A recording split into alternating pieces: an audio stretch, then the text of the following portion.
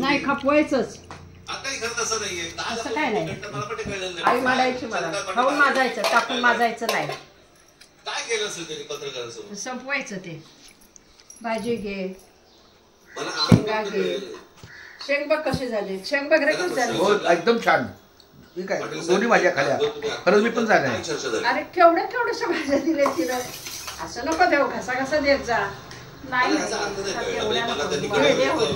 बरोबर आहे. नाही तसं नाही. पोटभर जेवण पाहिजे. आता काय अर्थ आहे. नाही जेवणार ना मी जेवणार जेवणार एकदम सावकाश जेवणार. पोटभर जेवणार.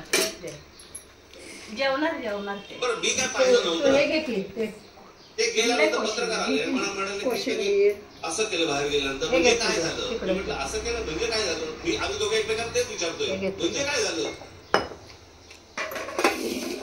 ना इकडे मी आतून गेलो होतो त्याच्याबद्दल दाबून दिलं. घे ना भरपूर आहे बघ. अगं आई ठीक आहे घे की भरपूर आहे बघ. घे एक गोष्ट तुम्ही लक्षात ठेवा. हे कोण भेटायला मला भरपूर खाल्लेला आवडतं. पक्षाची भूमिका असं मुचित नाही खाल्लं. त्यांच्यासोबत लाचार होणार नाही. मी लागलं ते घे नाही. तुला पण घे ठेव. आता काय झालं ते झालं. उद्या जेव्हा कधी निवडणुका होतील काय होतील कधी होतील. तुला भाजी आवडते ना मेथीची. निर्णय होता 28 फेब्रुवारीला गेला. आता 28 फेब्रुवारीला गेला म्हणजे ऑक्टोबर नोव्हेंबर शिवाय निवडणुका होत नाहीत. काय कोकालते कुणाला माहिती.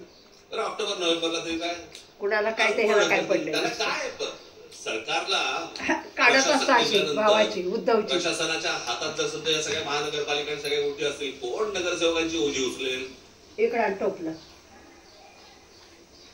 त्याच्यामुळे कदाचित मला माहिती नाहीये परंतु आता 28 फेब्रुवारी किंवा 26 फेब्रुवारी तारीख ठरली आहे. त्याच्यात अजून पुढे जाईल काय ते सगळं ऑक्टोबर नोव्हेंबर डिसेंबरला निवडणुका होतील. पण मी काय सांगतो तुम्हाला फालतू खर्च करत बसू नका.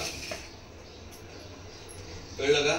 या देवस्थानाला घेऊन चाललो महिलांना या इकडे घेऊन चाललो दर्शनाला ते आता काही करू नका त्या सगळ्या गोष्टी. कळलं का. निवडणुकीच्या वेळेला या खिशे बाहेर काढून माझ्यासमोर